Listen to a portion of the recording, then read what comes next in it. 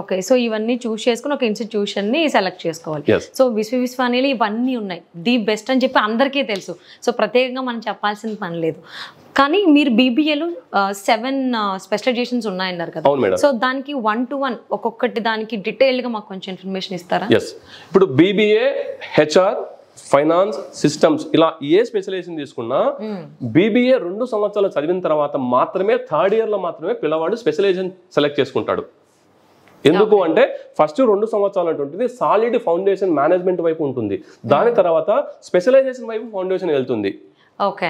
అలాగే విశ్వవిద్యాలయంలో నేను ఇంతకుముందు చెప్పినట్టు ఇన్ఫోసిస్ స్ప్రింగ్ బోర్డ్ సర్టిఫికేషన్ కోర్సెస్తో పాటు Coursera, Udemy, edX, Google, NPTEL ఇలాంటి అన్ని సర్టిఫికేషన్స్ వైపు మా పిల్లల్ని మేము ట్రైన్ చేస్తాం. దాని ద్వారా ఏమవుతుంది అంటే ఉద్యోగ ఉపాధి అవకాశాలు అనేటువంటివి ఎక్కువ వచ్చేదానికి ఆస్కారం ఉంటుంది విశ్వవిద్యాలయంలో జాయిన్ అయితే. ఎందుకంటే ఆ ఓరియంటేషన్ మేము ఇక్కడ ఇస్తాం పిల్లలకి.